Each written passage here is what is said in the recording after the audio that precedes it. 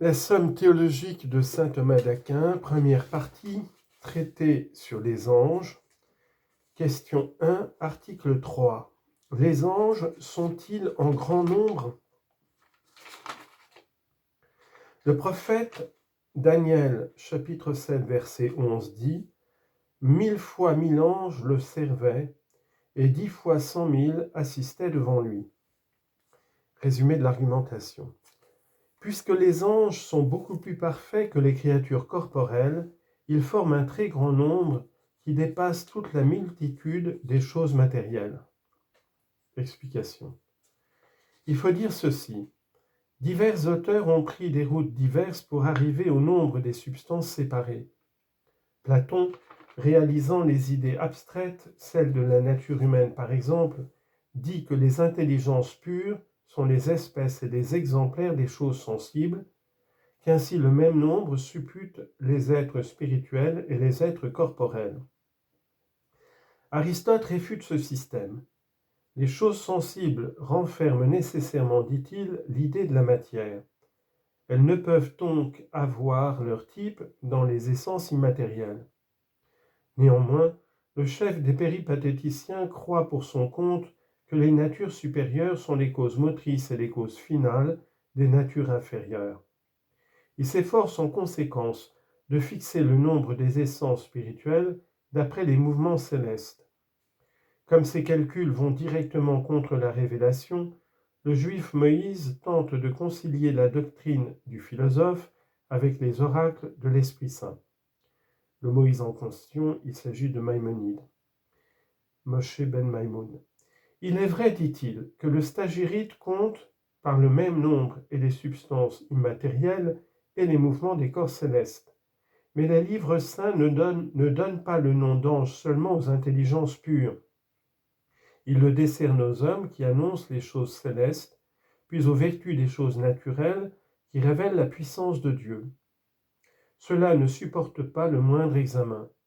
Jamais l'Écriture sainte n'appelle ange les propriétés des agents physiques. Il faut donc enseigner que les anges, étant des substances immatérielles, forment un très grand nombre qui dépasse le nombre des choses matérielles. C'est ce que nous apprend saint Denis dans la Hiérarchie céleste, livre 13. Les esprits supérieurs composent, dit-il, beaucoup d'armées qui vont au-delà des faibles et des étroites proportions de nos nombres matériels. Fin de citation. Il est facile d'en découvrir la raison. Comme le Créateur se propose avant tout la perfection de l'univers, plus les êtres sont parfaits, plus est grande la place qu'ils occupent dans le monde. Or, si la grandeur résulte des proportions dans les choses corporelles, c'est le nombre qui la constitue dans les choses incorporelles. Aussi voyons-nous que les plus parfaits des corps, les corps incorruptibles, dépassent pour ainsi dire incomparablement en grandeur les corps corruptibles, car les êtres qui peuplent notre planète sont peu de choses à côté des globes célestes. Il est donc raisonnable d'admettre que les substances immatérielles surpassent, comme au-delà de toute comparaison, le nombre des substances matérielles. Première objection. Le nombre est une espèce de la quantité et prend sa source dans la division du continu.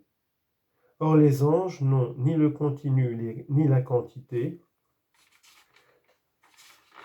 puisque nous avons prouvé qu'ils sont incorporels, donc ils ne sont pas en grand nombre. Réponse. Les anges n'ont pas le nombre prédicamental composé de la quantité discrète qui est produit par la division du continu, mais ils renferment le nombre transcendantal qui résulte de la distinction des formes. Deuxième objection. Plus une chose est près de l'unité, moins elle est multipliée. Cela se voit clairement dans les nombres. Or, de toutes les créatures, l'ange est le plus près de Dieu, qui est l'unité suprême. Donc les anges sont moins multipliés que les autres créatures. Réponse. De ce que la nature angélique est rapprochée de Dieu, il s'ensuit qu'elle est moins multiple dans sa composition, mais on en peut conclure qu'elle existe dans un moins grand nombre de sujets. Troisième objection. L'effet propre des substances séparées, ce sont les mouvements des corps célestes. Or, ces mouvements forment un nombre restreint que nous pouvons supputer aisément. Donc les anges ne sont pas en grand nombre. Réponse. Ce raisonnement développé par Aristote serait concluant si les substances immatérielles existaient à cause des substances matérielles, car il ne pourrait avoir dans cette hypothèse d'autre but que de mouvoir les corps. Mais il n'est pas vrai de dire que les êtres spirituels ont leur raison dans les êtres corporels, puisque la fin est plus noble que le moyen. Aussi le philosophe reconnaît-il que son raisonnement n'est pas convaincant, mais seulement probable. Cependant, il était obligé de s'en servir parce que nous ne parvenons à la connaissance des choses intelligibles que par les choses sensibles. Quatrième objection.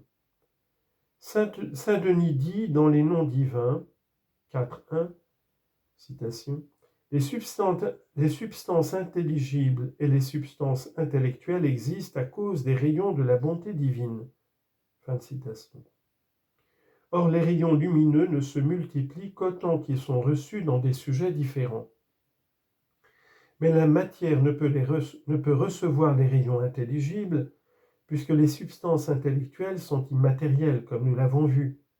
Donc les substances intellectuelles ne sont multipliées qu'autant que l'exigent les corps célestes, où se terminent les rayons de la lumière divine. Réponse. L'objection prouve contre ceux qui mettent dans la matière la cause de la distinction des choses, mais nous avons réfuté ces auteurs dans une question précédente. Nous ne devons donc chercher le nombre des anges ni dans la matière ni dans les corps.